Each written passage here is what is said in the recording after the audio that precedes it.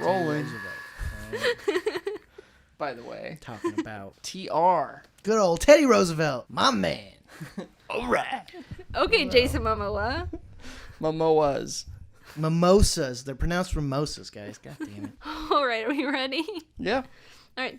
Hey, everyone, and welcome to the Nostalgia Effect, the podcast where we examine movies from our childhood through the lens of adulthood. As always, I'm Amy, and we got Johnny and Joe. You are always Amy, and I'm always Joe. Sometimes you can be Frank. That's little true. Frank. I'm very frank. I don't know if that's supposed to mean. But is a hot dog a sandwich?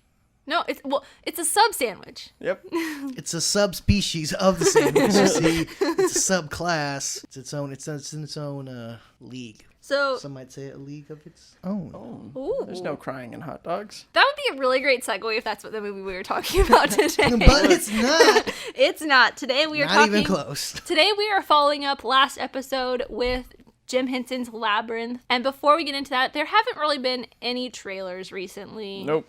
So Nothing that we care about. I wanted to put the guys through a little game. I do not take any Isn't this credit. how the Saw movies start? Yes, it is. Let's It's play. literally how I it can't. starts. Ooh, if I had a Jigsaw video pulled up, I would totally play it right now. Do your Jigsaw voice. Do it. I cannot do the Do Jigsaw it! voice. You know, I Not can't with even that do. attitude, I can you barely can't. do voices. You can barely do an Amy voice. I can do a Minnesota accent, and that's about it. Do it. Do it. I'm sorry. I'm just You're putting me on the spot. peer pressure. But I cannot take credit for this game. It's called the Movie Game, and Joe Beretta from the Valleyfolk made it up. An example, it's basically taking a movie synopsis and combining it with another one to form a mashup of the two. So an example is a Pris needs to find... Wow, a Pris. A prisp. Wow. I think That's first a we're going to have to Freudian figure out... slip there. I think we're first have to figure out what Amy's saying, and then figure out... I know I speak Midwest. It's hard to understand me Amy, sometimes. not good English. That's A prince, impossible. a prince needs to find his princess, and the only way to do so is through putting a glass slipper upon her dirty, dirty foot. And in doing so, she can go to LA to become an actress and get ditched by a jazz singer. Well, Why is her foot dirty? Because that's part of the plot of one of the movies. What? Because the answer to this one is Cinderella La La Land, and Cinderella has very dirty feet Does she? because she sleeps by the fireplace, so it gives her name Cinderella. the cinders, the fire. Yeah, I mean, so it's I like, know that, but I'm just like, I don't know. You could have just said slipper on the feet, and then I would be like, oh, that's Yeah, Cinderella. usually Cinderella is like, even though she's... Because I mean, are her feet dirty when he puts the slipper on there? I've seen Cinderella like maybe 2 times in my life. not in the animated version, but in like live action, she usually has slightly dirty feet. I don't. The Like only Subway live feet? action Like, that how I dirty are remember these feet? is The one with Brandy. the one with Brandy, the colorblind one, the best one. Actually, I love that one. I It's don't on know. the list. You guys know that, right? What list? The list for this The hit podcast. list. Oh. Anyways, It's a bad got movie, Whoopi but I Goldberg love in it. It's great. They have an Asian son. How is it possible? I don't know. Yeah. It's great. Recessive genes. That's how that's possible. I'm not sure I don't know a lot about science, but I'm not sure that's how that works. They're very recessive genes.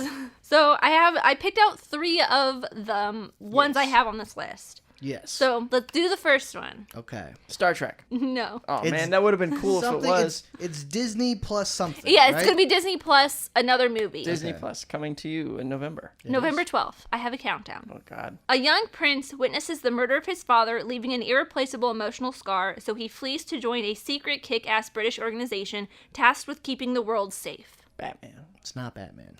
It's not Batman. The Kingsman. Lion Kingsman. Yep. Oh. The Lion Kingsman. The Secret Service. Thank you. The Golden Circle. Full or whatever. titles here, Wow. please. Whatever. What's the second one called? Golden something, right? The Golden Circle. Yeah. Oh, was it? Oh, nice. Yeah, but this is the Secret Service is the first one. So if I would have said The Lion Kingsman, The Golden Circle. You would have been incorrect. This game is bullshit. I call bullshit on it right now. Anyways, all right, what's the next one? I won That was the first good. one. You did. That was did. good. Yeah. That was me. Very See, good. see, this is not as Super hard as quick. you would think it is. It is hard because I didn't win, and now I don't like it. And now I Well, hate it. if you don't get any of these 3 I've picked out, I have 3 more we Because can then I'm do. a fake movie fan. Fucking poser, dog.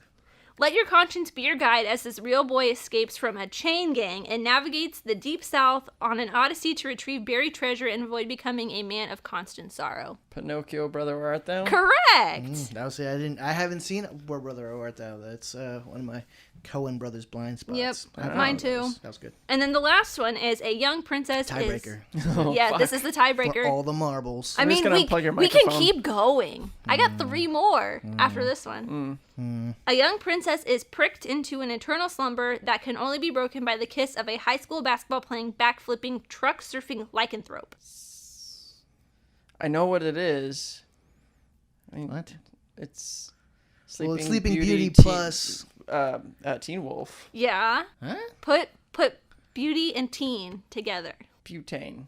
Butane. Butane. Butane? Sleeping Teen Wolf. No, that's a stretch. I no. call bullshit on The that other one. two were much better. Yeah, this is bullshit. Whoever made this quiz is stupid. I Okay, hate that. I have another one that I really like this one. I like Okay. the Alright. the answer to All right, it. this is the real one. This is the real tiebreaker. This is the real Struggling with his parents' separation and his new live on.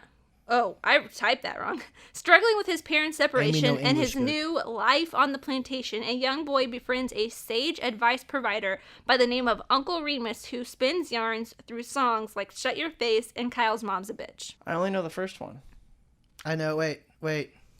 I know Johnny's probably gonna get the second part of this. Yeah, I don't. Yeah, I know that. I know that one.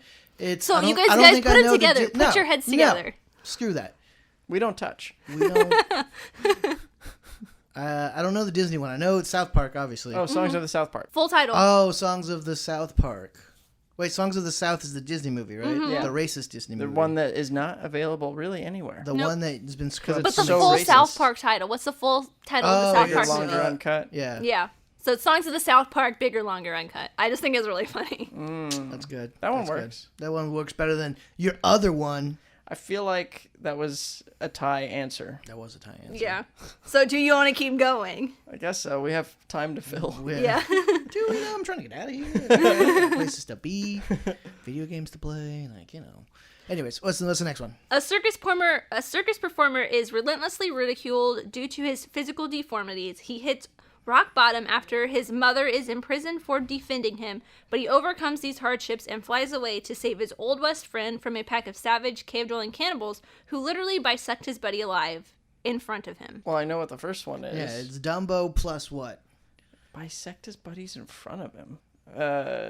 Bisect his buddies alive. I don't know if that makes a difference, but I don't know. This game. I'm done with this Dumbo, game. brother, where art thou? that would be a good one though. No, Dumbo and Tomahawk. What? I didn't Bone see Tomahawk? Who the hell saw I Bone don't Tomahawk? fucking know. Amy That's- didn't even that's- see Bone Tomahawk. No. Is that the Johnny Depp one? No, it's Dead Man. No, that's no. Oh, the Kurt Russell one. Yeah, Bone it's Tomahawk, it's yeah. like a newer one. It's but like had, 5 like- years within the last 5 years. It was like a year or two ago. Really? Yeah. Oh. Bone Tomahawk. It was.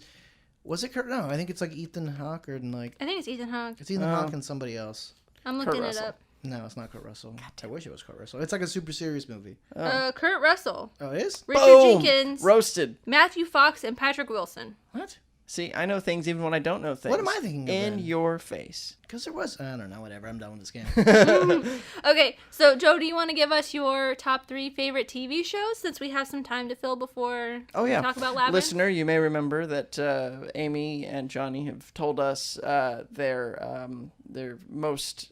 No, wait. Yeah, you both it's have. like, Most influential. Amy did it first, then I did one. and then Tyler did it when he we came did on. Rocketeer. Okay, so anyway, my 3 most influential shows. It's a combo, but they sort of feed into each other. Sesame Street / Muppets. That Grew- makes a lot of sense. Grew up allowed. watching that, You have and to choose one. it's the Muppets on Sesame Street. Then, Oh, damn it. boom. Damn it. Loophole! Fucking I mean that material, shall I say, influenced my sense of humor, my love of puppets, the way I present information to people in song, always.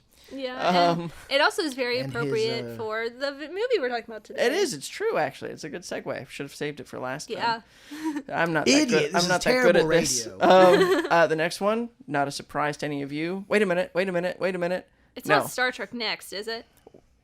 Star Trek Next Generation. Yes, it is. Which also has a link to this movie, I think. Possibly. It certainly has a link to the Muppets. Yeah. Anyway, Star Trek Next Generation.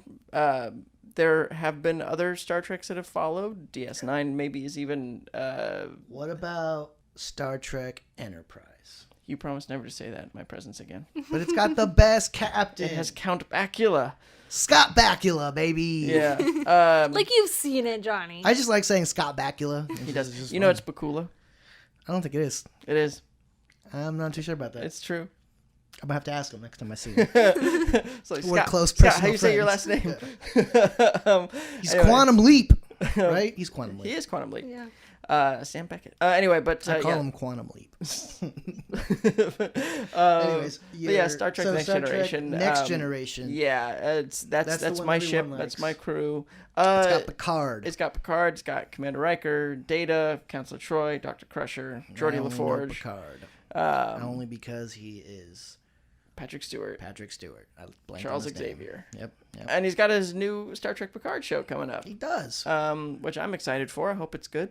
But yeah, I love Star Trek Next Generation. That show did everything, and it did it well. And It's like that's like the Star Wars. Star Yeah, Trek it's the show. Star Wars show. Yeah, I mean, I think in a lot of ways it's the gold standard.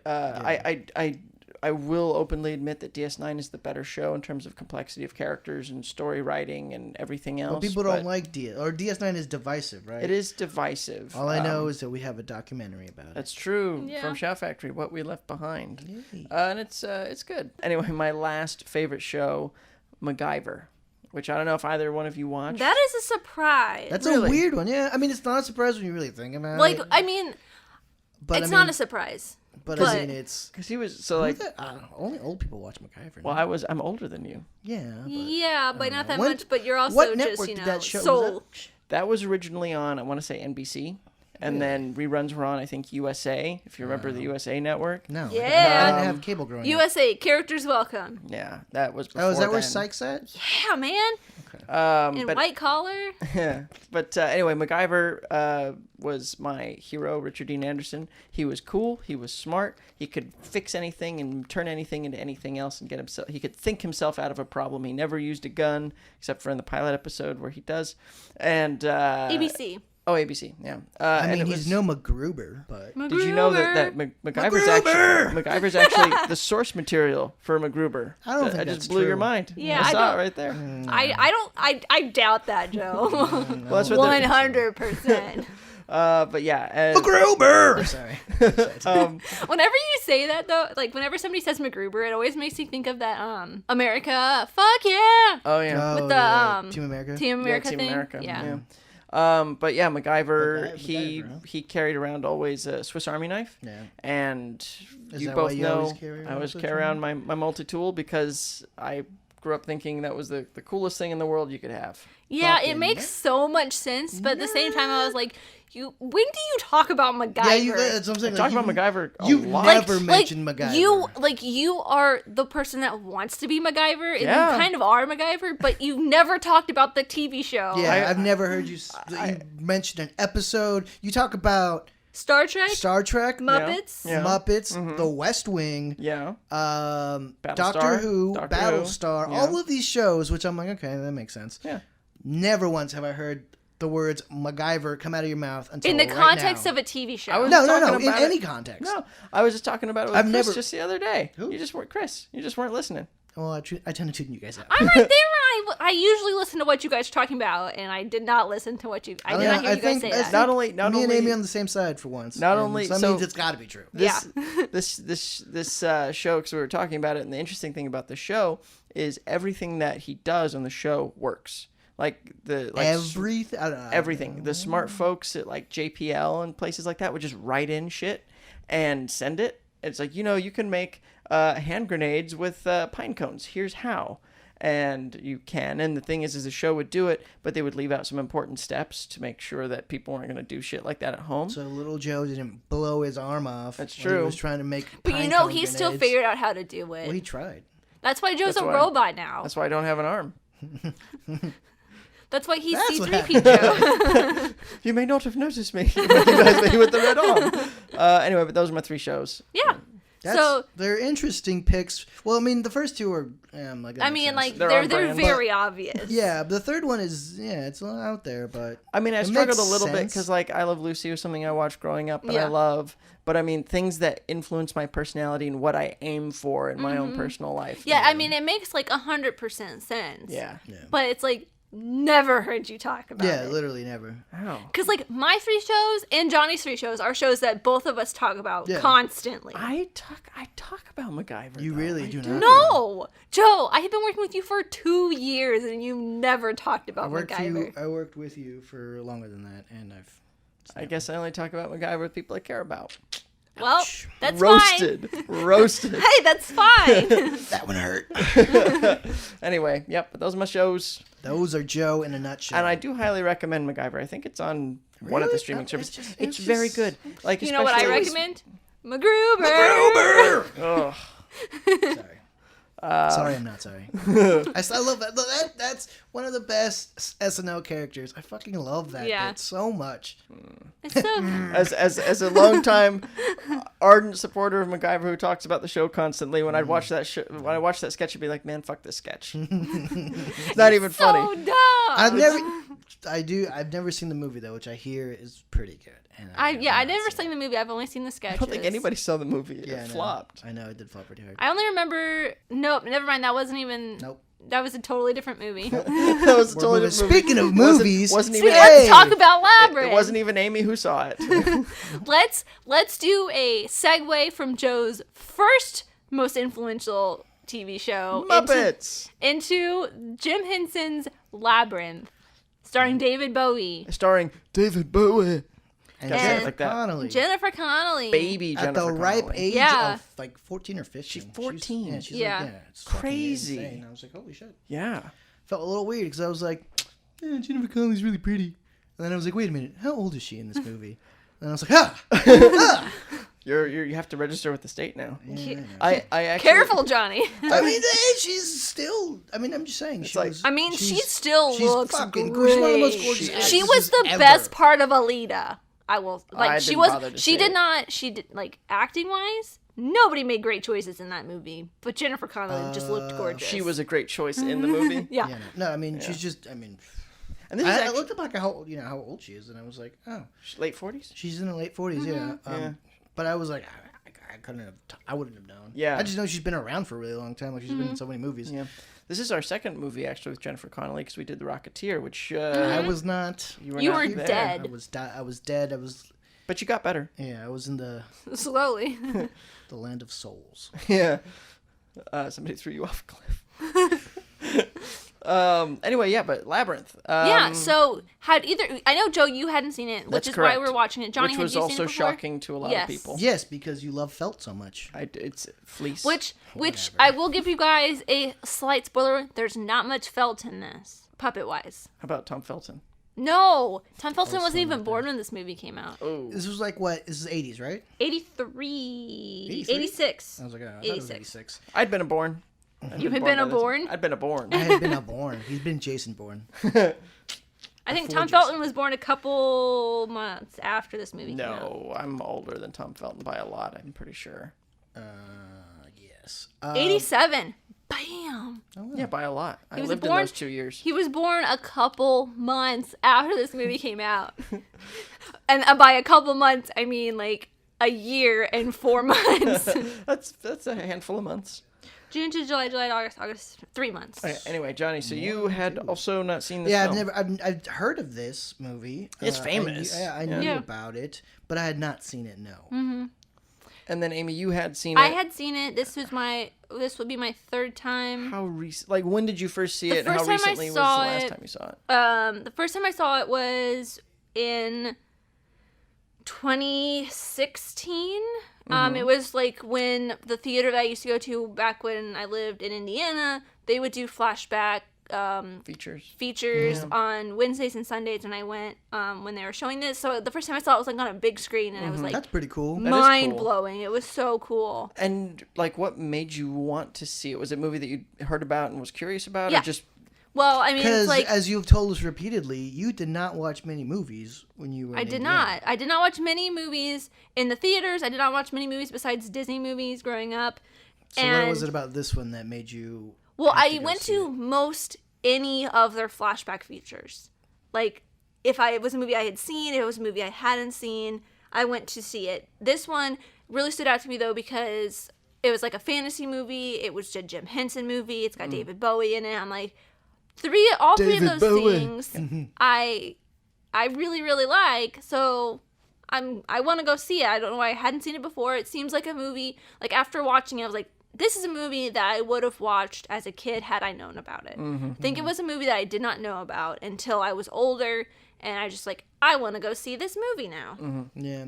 I actually didn't know about it until I was older either, which is interesting because I also watched a lot of like Muppet movies. I rented a bunch of them from, the store. So I was always watching like Muppet movies. Yeah. But like, so like The Dark Crystal last week and then this one, they're two like Henson production movies, but not Muppet related. Correct. I think outside of the world of Muppets, like even something like Fraggle Rock, I really had no. Well, that started on HBO too. Exactly. Like, so I mean, I wouldn't have known it, but it's still like the Jim Henson world to me is only like Muppets and Sesame Street. Yeah. Well, I think also it's easy to forget now how hard it was to find and watch a thing. That's true. Oh yeah. It's just like even a movie like that, like Blockbuster mostly was better about carrying new releases, so you'd have to go to a place like Hollywood Video that had a much deeper catalog. Did it? Yeah, it did. I mean, I never went to Blockbuster. Having worked at both places, I will tell you that Hollywood Video had the much deeper catalog of more interesting films. Like I remember all of the Hollywood Videos that I ever went to are like, they were huge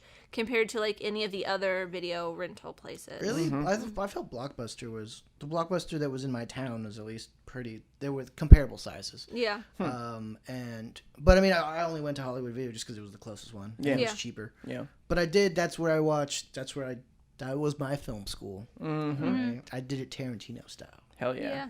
And like, I worked there, so I also did the Tarantino style. Hey. Like growing up, we never even rented movies at all either, unless they were from the library. And like coming from a small, very, very Catholic town, we did not have many movies outside of Disney movies at the library either. Did you have like a big video rental chain or a local theater video rental chain? And we had a Family Video and a Blockbuster. But you guys just didn't go? Yeah, we just never went. I think we didn't really go. Like we went to Blockbuster occasionally, but they opened up a Papa John's like literally in the same building as the Family Video. So whenever we get a pizza, we'd be like, oh, we can go get 3 movies. So we started renting movies from there, and that's when I started watching more than just Disney movies. And that was when I was like maybe 15 or 16. Wow, interesting. Once I had heard about this movie though, like when I was in like high school or maybe like early college though, I would always get it mixed up with Neverending Story, both of it movies which I had never seen before until I went to the flashback features at the theater. The first time I saw both those movies was on a big theater screen. That's really cool. Yeah. I remember I used to I remember renting Neverending Stories and its many sequels. Right? It had many I've only seen the first one. There's at least 3, maybe 4 total. Yeah, direct to video. And I will just say... The second one was not. Jonathan Brandis. It was a theatrical thing, for sure. Nice. I've had, ever since July 4th, I've had the Neverending Story song stuck in my head. That's a good one. Never-ending Story. But just the version from Stranger Things. Of course. Which, by the way, is on Spotify, if anybody cares. Quick plug. The duet is on Spotify. That's cool. We can go watch it. Well, I'm kind of curious about it. I say we just sit here. We just sit here in silence for the next 30 minutes. Yeah. Stare at each other. That won't get uncomfortable at all. Nope. I'm not uncomfortable. Johnny loves staring. Hey. Somehow he gives a side eye while looking straight at you. Yeah, he did that to me last week, and it was very creepy and unsettling. That's what I go for. All right, let's just go watch this. All right. Yay.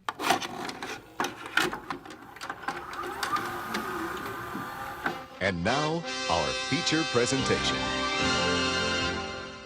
Okay, I want to hear you guys' thoughts, because you guys know I love this movie. There's not really much for me to say otherwise. Yeah, I really liked it. I thought it was good. Well, yeah, good. I find it interesting that you love this movie, that don't like the Dark Crystal. Even though I will say this movie is better than Dark Crystal. Oh, it's so much better. They're similar in a lot of ways in terms of like fantasy worlds, fantasy elements. Yeah. The story not being really anything. I don't know. I think there's a little bit more of a story in this than there is in the Dark Crystal. I don't think there is. I think because it's just kind of, or at least I think there's no story in this all that much. I mean, she's really just going to get her baby that was taken out of seemingly nowhere. You know, the goblins just appear. They're like, how it happens, I don't know. Don't really matter. Doesn't really, it doesn't matter. Because it's a funner movie. I would say that it's more this fun. movie is more fun. It has a more Muppety feel to me. It definitely does. Than Dark Crystal. But I find that there's similarities, at least enough to be like, interesting. I just think it's interesting. I do have a question for Joe though. This is a very heavily fantasy movie, so that was my big question for you: is how do you feel about this? I fucking loved this movie. Yay! I knew you would. So it's funny because I know that I've been down on fantasy in the past. I don't wish for that to simply sound like I like discount he all loves fantasy science. out of hand. Yeah. All right, he's a man of science. I like the Lord of the Rings films. I do think they get a little long at points, and they do. They're long movies. Yeah, especially the third one. I think they could be longer. Well, the extended versions are the only ones I'll watch. That doesn't make any sense. I'm a man of contradiction. Makes absolutely zero sense. Only because I think that the extended versions are much better movies in terms of like character and story and things, but they are just long movies. They're super long. You know, so there's that. I do really, really love Harry Potter, which is fantasy-ish. It's more, I guess, light fantasy, you know, because it happens in a modern world sort of context. But I think this has like the more of the like princessy storybook elements to it, though. Yeah, I mean, it's basically so there's the first shot we see of her when she's in her bedroom, you kind of see all of the things that were thrown into the blender to make this movie. There's Wizard of Oz, there's Alice in Wonderland, and it's very, very Alice in Wonderland, which oddly enough, I've read both the book and seen the cartoon, and I quite dislike that story. Have you read Alice through the Looking Glass, though? I haven't read both. Okay. I quite dislike those stories because there is no story. Yeah. This one, Johnny, you're right. I think it has a lighter story. It's super light on story. But the basics of, you know, here's this girl who doesn't want to be responsible for her kid brother and then must go on an adventure to go get him back and, like, you know, all this. So, I mean, it is a simple, light story. Oh, yeah. But it's rudimentary. It's like super simple. Yeah. But I don't think it's a bad thing. But it's not the overly complicated dour mess that is Dark Crystal. Dark Crystal, Yeah. But I would say that they're both, story-wise, like, isn't why people like them, you know? True. Yeah. This film is super charming, though. It's got, absolutely. I thought it was really great. I think David Bowie helps with that. David Bowie. Yeah. Gotta say it like that, Amy. I can't. She You know I'm can't not going to voices. be able to do that. Come on, give it a No. She can barely talk I can barely like Amy. talk in English in my own voice. We already established this. But you're right that this one does feel way more Muppety. Maybe it's because they're using the same sort of. Well, it's sillier. Definitely for sure. I think there's an element of whimsy There in is. this Yeah. movie that is missing Like, from Dark the the Crystal. thing that really stood out to me was the opening scene where she's like talking to Toby and saying like, "I'm gonna call the goblins to come get you," Yeah. and you see them all there, and it just cuts in, And- and you're like, whoa. and I'm Yeah. like, just like all of their heads, I'm like, this feels like something out of Fraggle Rock, Yeah. or like even the Muppet Show. Yeah, The way they're all packed in. they're all packed Yeah. together. I mean, I love the just the silliness of it. Yeah. It really does. It goes a long way to making the film likable because I think if you tone that stuff down, then it would just be like the Dark Crystal. Yeah. it would have that It would feel not of have worked just- as well. See, and I think the funny thing about Dark Crystal, because it had all of the same Muppet performers. Yeah. And, you know, the Kevin Clash, Same Steve team, Whitmire, like, sort Frank of Oz, Dave Goelz, everybody who are also Muppet performers. And I think the thing is that, and I would never suggest that puppets should be only used for comedy, but the thing is I think everybody on that team was so used to whimsy and comedy and everything that what they were playing in Dark Crystal didn't match up with the tone of the movie. Yeah, and they have the comedic timing down with their performances. Yes. And I'm not putting down the fact, and like this is not me putting down the fact that puppets can't stand alone either. I feel like this was also helped by the fact that there were live, like there were real people in it. Yeah. And it helped bring it a little bit more to life. It didn't feel as stiff. Yeah, they did not feel nearly as stiff as, Yeah. especially the Gelflings just felt like we Yeah. talked about. Like even when they had, like expressionless. even when it was like a person, like an actor Yeah. in the Gelfling suit, it still felt very stiff. Yeah, meanwhile you've got something like Hoggle, which is one of the most advanced. Like, it had a person in there, headpieces. and it had like I think Brian Henson and somebody else were animating or were manipulating the like some like 100 and something mechanics in his Servos. face. Yeah. So this one, this movie was loaned to us by the Brian Ward, our co-worker and The host face of of the Shout Arkham Factory. Sessions. Yeah, the face of Shout Factory. and also the host of the Arkham Sessions Yes. podcast, Oh, yeah, that's true. or co-host. With his wife. But anyway, I was watching. He recommended that I check out the special features Yes. as a person who likes that kind of thing. 5 people. Like it was the work of 5 performers to bring Just Hoggle for to Hoggle? life. Yeah. Nice. Yeah. Including But, the yeah. actor in the suit. Uh-huh. Okay, because then IMDb, whoever wrote that IMDb thing, was missing 2 other people. Oh. Well, that that's a person shame. should have watched the bonus features. They on should have. Blu-ray, so. Yeah, and I mean the fact that they got 1 performance out of 5 people is a testament to Yeah. the kind of And it's a puppeteering really that good we're character. talking about. I really liked. I his loved character. him. He was great. Yeah. My favorite is the knight, though. With the Oh, dog. it was Sir Didymus Oh, and oh my God. Ambrosius. Yes, so good. He So good. reminded me. I have a note on here. He reminds me of Rizzo a little bit. A little, yeah. Yeah. But a Yorkie dog. Yeah. Silky. Yeah, Yorkie, Silky, like a little Yeah. terrier. But also, did it remind anybody else of Sir Cadogan from The Prisoner of Azkaban?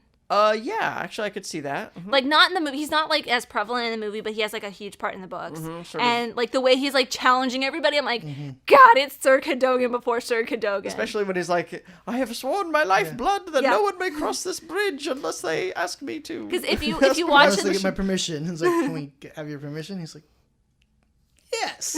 And then he like steps out of the way. Well, and it was funny too is like there's a bit where he was like, I will fight anyone, anywhere, anytime, all the people, everywhere, you know. And it's funny because then Sarah was watching with me, and she goes, "Oh, it's like you and Wesley combined into a character."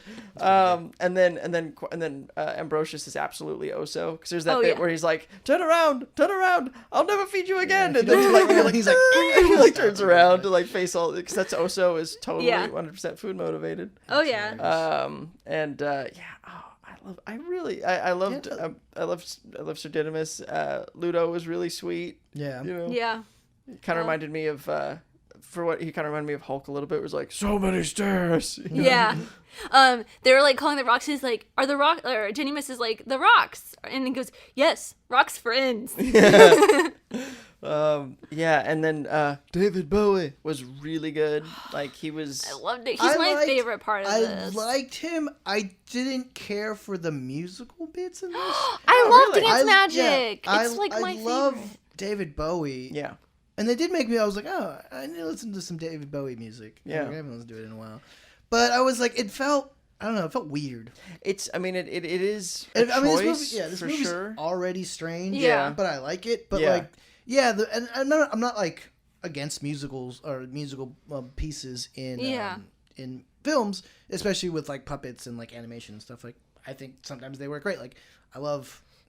Like songs from like Hercules or like Aladdin, shit like that. But yeah, for some reason, I don't know, the songs didn't work for me here. They're not like bad songs. David Bowie, like having David Bowie on the soundtrack and in the movie, obviously, Yeah. help. And I really like the way he played. What is it? Jareth. Jareth. Yeah. Like, Jareth? It's not Jared and Gareth, but Okay, Jareth. I really like the way he plays him. Like, Yeah. 'Cause he's not evil. He's just sinister. No, yeah, but Yeah. he's not. Yeah, the whole thing is I have a feeling that David Bowie David Bowie. didn't actually know that he was in this film. There was just a camera crew following him around for a little while in his real life. And he was just like, hey, there's puppets here. Of course there is. the only song that I like, the only part of this movie that like every time I've watched it kind of bores me is the that masquerade the scene. masquerade scene. The movie does stop I- a little dead It just like there. it like halts until she gets to the hoarding Yeah. part. And like that song, I was like, I don't necessarily need that. But Dance Magic, I love Dance It's really Magic, good. and it gets stuck in my head. Yeah. Well, the funny thing is See, I don't even know which song that is. Dance, magic, dance. It's like you remind me of the Babe. What Babe? The Babe with the one power. that okay. Yeah. Yeah, It's- I didn't like it. See, because when that song popped up at the end, I was just like, because it pops up like as the credits Yeah. start to roll. Yeah. And I'm just like, See, the funny thing is I quite like David Bowie. I'm a big fan, but I'm a fan of early Bowie from like the late 70s. So we're talking Ziggy Stardust and the Spiders from Mars, Love that Hunky album. Dory, Aladdin Sane. And this is more mid 80s David Bowie. Yeah. David Bowie, where he gets a little more synthy and a lot more breathy, which kind of bothers me because he's a weird singing voice, but it's a good singing voice. Yeah. And it's less like China Girl David Bowie and all Yeah. that. It's less my thing, but I still really enjoyed the songs. Yeah, like I said, I enjoy his performance. They do feel like they come out of nowhere, but I enjoy them. And then another song with the guys that take off their body parts or whatever. The Fire Fireys. Game. Oh, Fireys, yeah. The Fireys, yeah. Didn't like. That part was a little weird to me. That part felt like so unnecessary. I was like, what does this establish? Like that. I think it was like that, and then it was right into the Masquerade, I think. Or it was like those two were like kind of together, and I like those are the two parts that really kind of screeched the movie to a halt for me. They do. But I still liked the fiery scene because it gave me that Muppet feel that I really like, because it felt like something that like a couple characters that you would see in like Fraggle Rock kind of, or like even a little bit of Animal. Yeah, and if you notice at the very beginning when it's panning through her room, you see a stuffed animal that looks very, very much like the Fireys. So it's like, oh, is this all in her head kind of thing? I was wondering that too, because there's also the Wizard of Oz thing, which was again sort of all in Dorothy's head. So I was talking with Brian Ward today about this earlier, because one of the things that he always questioned was what was her deal in that opening scene? Is she like a lone LARPer? Or is she like an actress that's working on her lines? And there's like a playbill thing. Yeah, she's got a bunch of like wants to be an actress. That character wants to be an actress. Yeah, I think she's a girl that's like she's like I want to be an actress, so I'm just practicing to someday be one. Yeah, that's like what I always got. Like I always read in that scene. But then it was funny because like when I was watching, I didn't know what to expect, and I think the movie knew that. Because it was like, oh, it's a period piece. Of course it is. It's like fantasy and stuff. And then she's like, she's wearing jeans underneath, and I was like, oh, fake out. Yeah. But then like at the end when everybody shows up and she's love partying. The end. Yeah. It reminds me so much of Wayne's World for some reason. Yeah. It's just like the Muppet ending. Yeah. All Muppets show up. Yeah.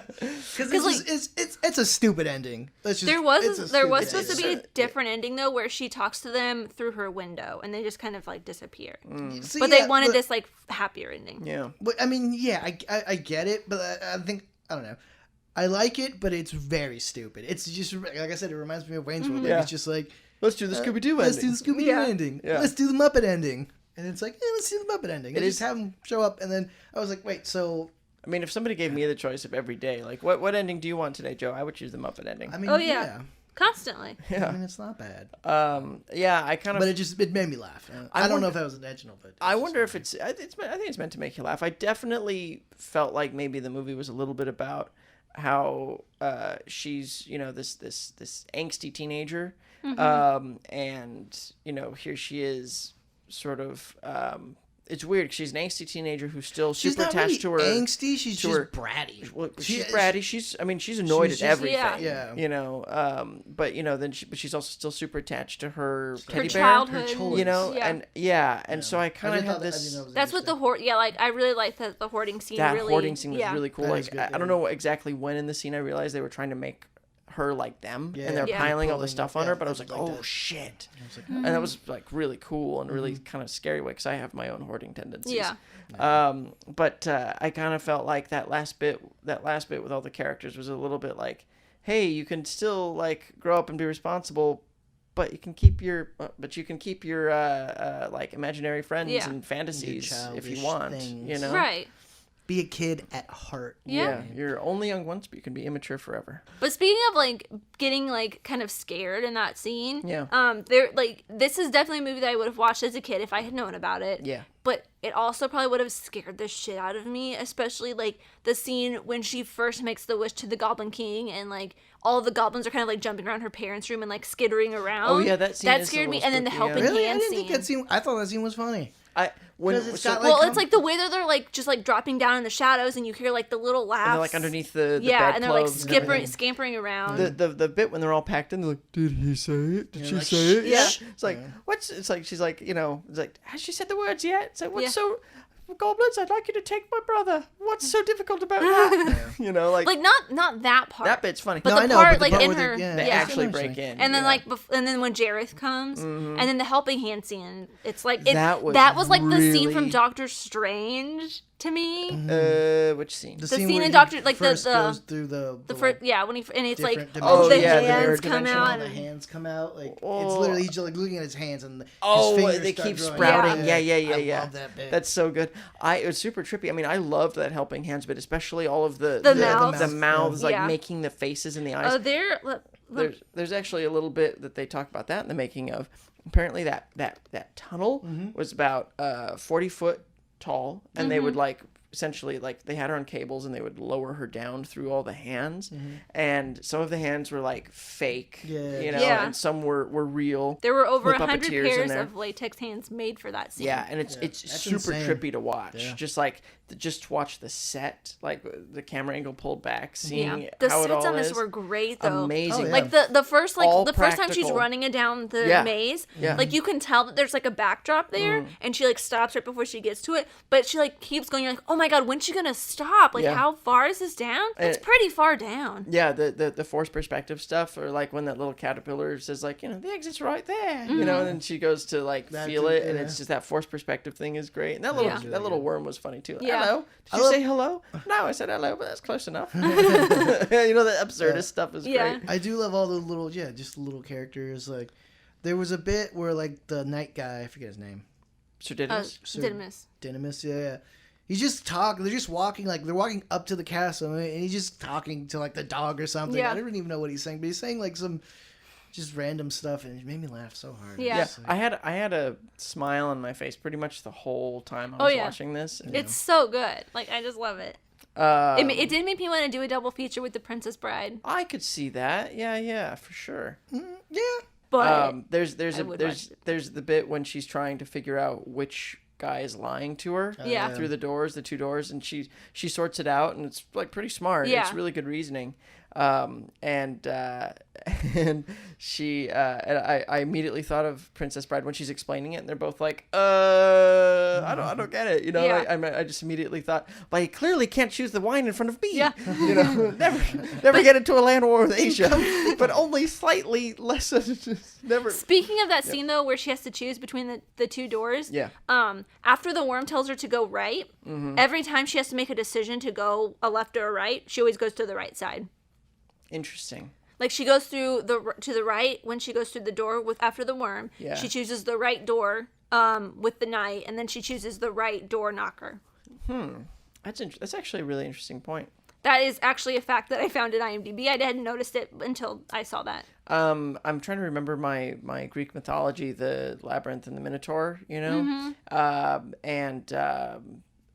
there's, if I remember correctly, like in that you're supposed to, is it Perseus? He has to, the way to get out is to always make like a certain turn and go down, I think, to get out or something like that. If I remember correctly. So I I don't wonder know. You if two that's. are the Greek mythology people. I don't know. I'm just going to say yes. Anyways. I'm gonna look it up. Nope, don't look it up. I do have.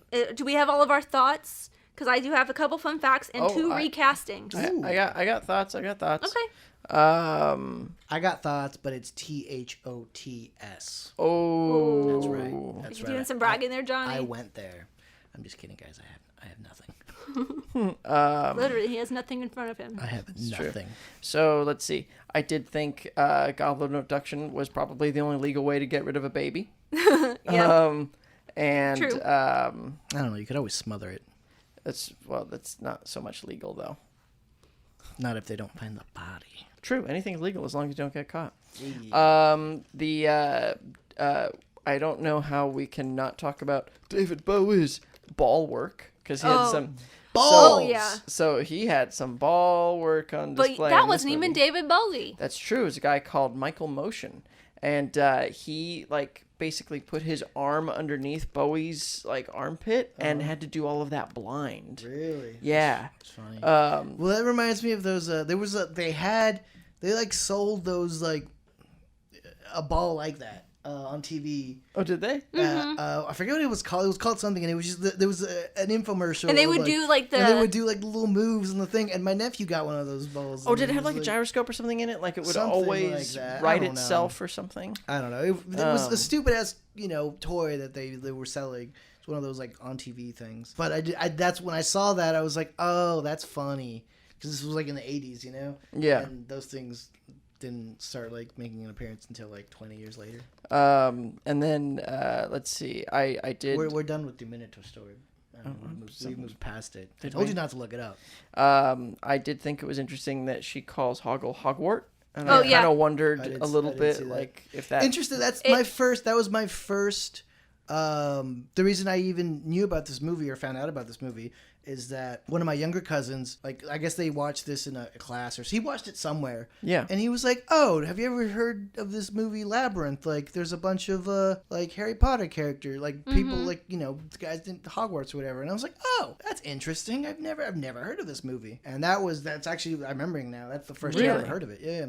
Huh. I don't think that's I don't think either of them have a connection. There is a different connection with Hogwarts. Hogwarts originally comes from the famous British humor book The Complete Molesworth by Geoffrey Williams and Ronald Searle, and that's probably where Rowling got that from. Okay. Ron Weasley. Dumbledore.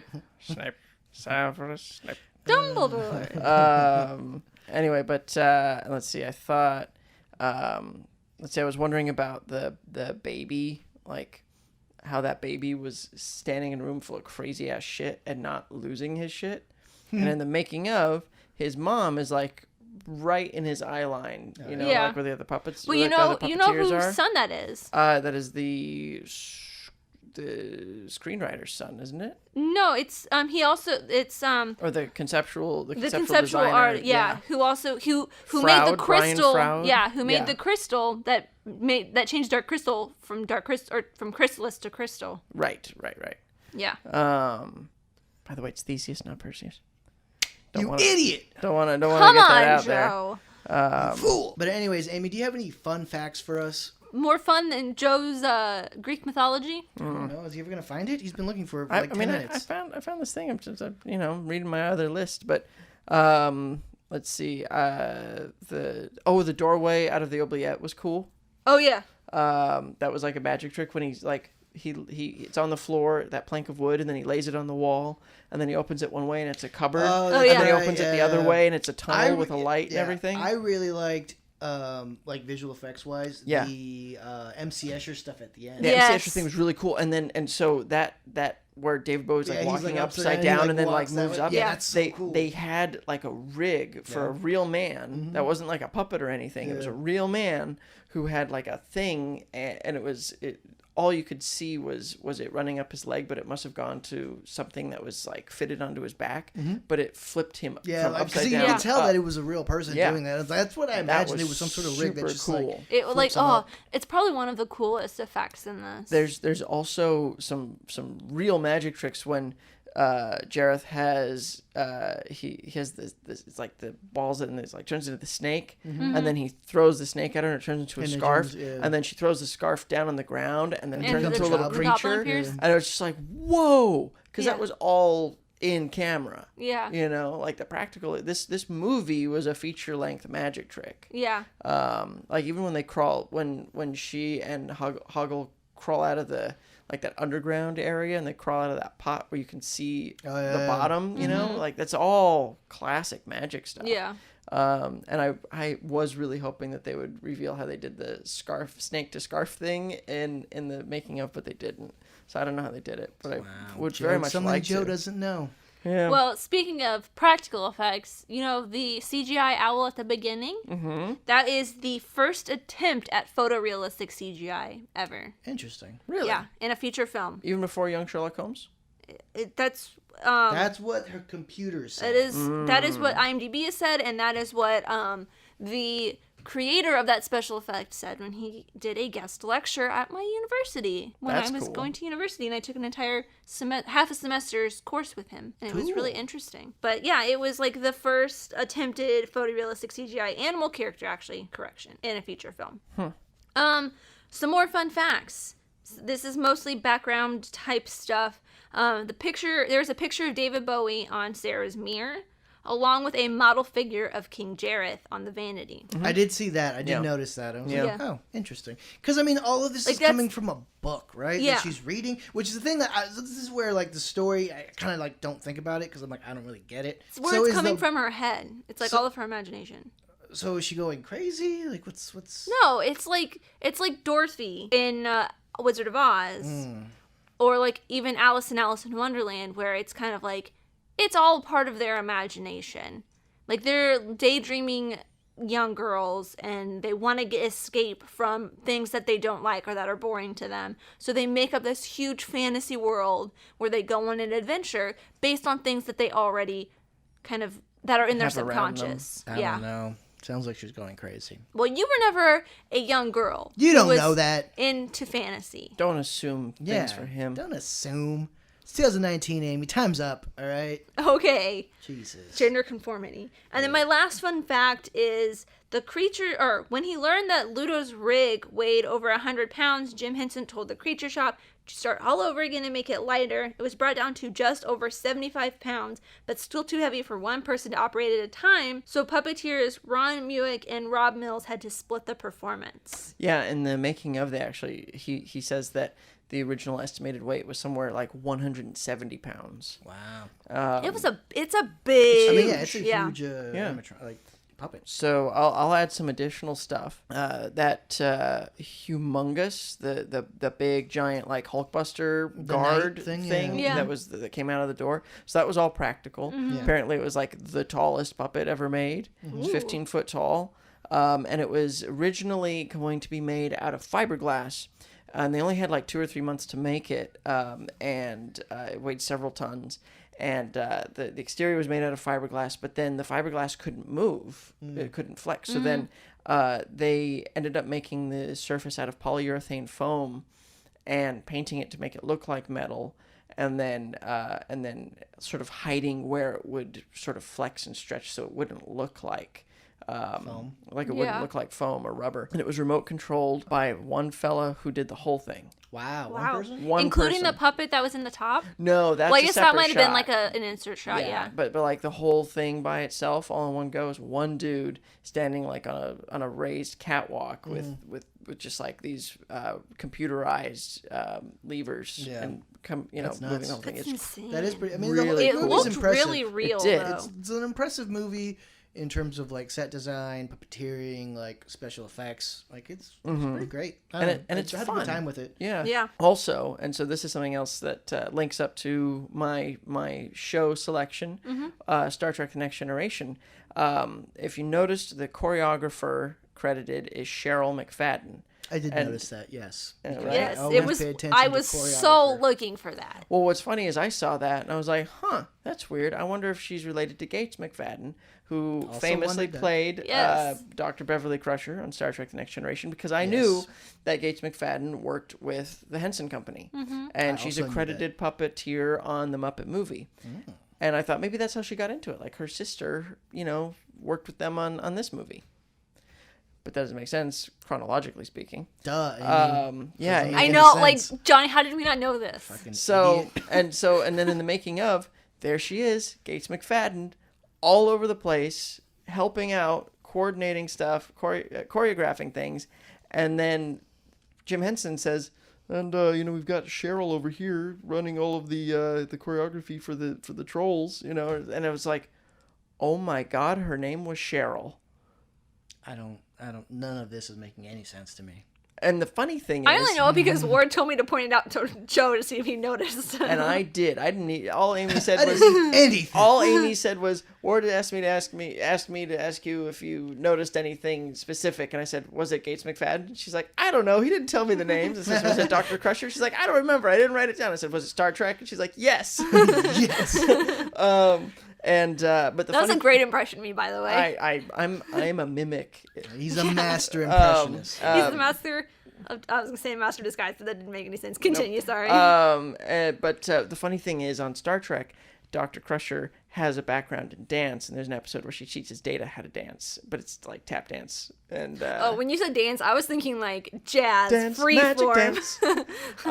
leaping bounds. Anyway, so it's just kind of funny that there's all of these like interwoven connections. Yes. Yes. Yeah. Top of my mind. Yep. Yep. I got some recastings. Oh yeah. All right. Would you rather hear Jareth first or Sarah? Let's go with Jarrett. Yeah. Okay. Played by David Bowie. So, Who was it supposed? Who was originally going to play him? Michael Jackson, Prince, and Mick Jagger were considered.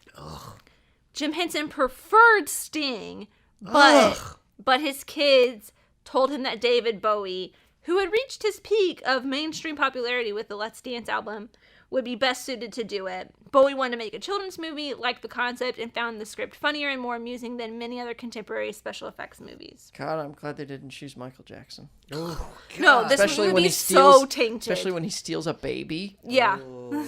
Yeah. Yeah. No. But all of those seem like because Prince would have been interesting, but I don't think he would have had the same gravitas but that Prince Bowie isn't. did. I mean, Prince has got his own weird. He wouldn't have been any taller than any of the The goblins. The goblins. yeah. I mean, I think.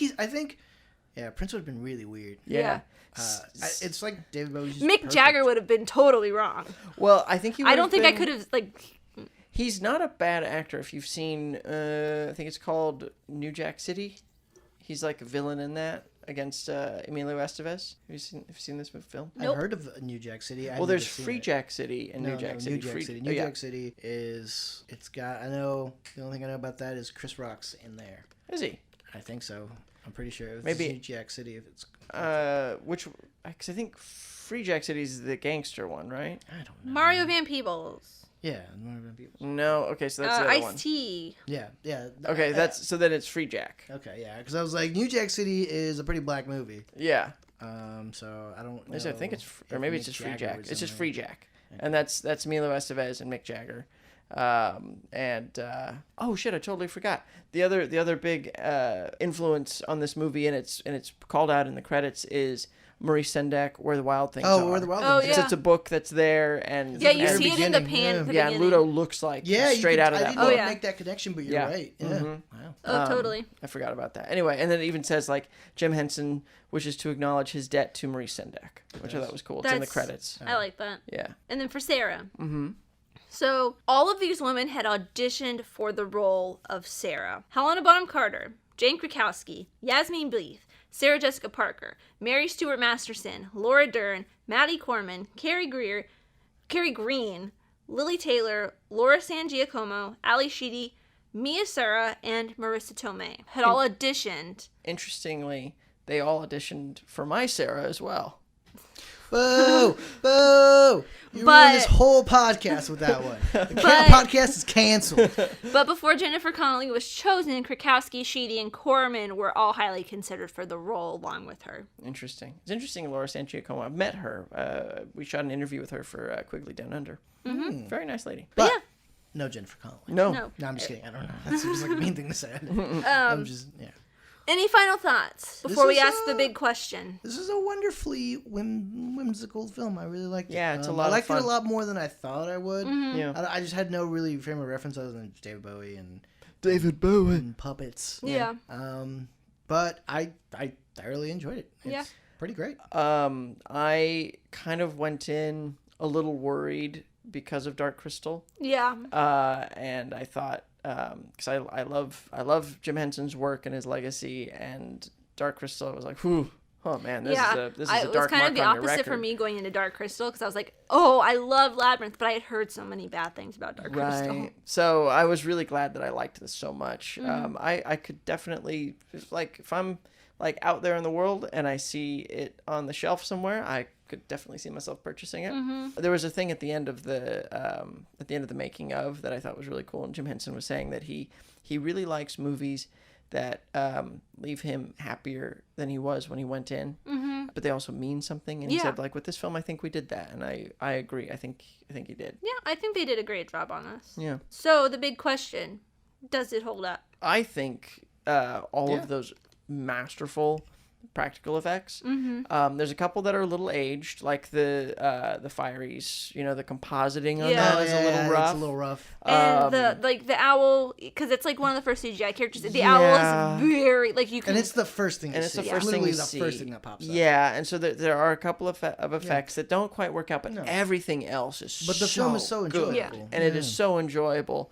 Like those small little bits, it's so easily to forgive. Those. Yeah, absolutely, and it's the fact that it's that old and it was achieving so much. It's like 99% practical effects. Yeah. I think the movie holds up, and I think it's a wonderful, wonderful way to spend an hour and 40 minutes. Oh, yeah. Yeah, it's great. I would definitely watch it. Well, I mean, I have watched it multiple times. But I think it's just such a fun and goofy Muppety film with fantasy, and it's just like a fun little coming-of-age story. David Bowie. Come on, man. Yeah. I definitely want to do like a movie marathon night with this and Neverending Story and Princess Bride. Oh, shit. It's a long time. And I know. The Dark Crystal. We can throw that one in the fire and burn it. Ew, wow. That's a lot of hate. But thank you guys so much for listening. If you want to let us know what you thought about The Labyrinth, well, it's just Labyrinth, or The Dark Crystal, let us know on Twitter or Instagram at Nostalgitis, NOSTALGITIS, or you can email us at nostalgiaeffectpod@gmail.com. Thank you guys, and don't forget to be kind and rewind. MacGruber! David Bowie.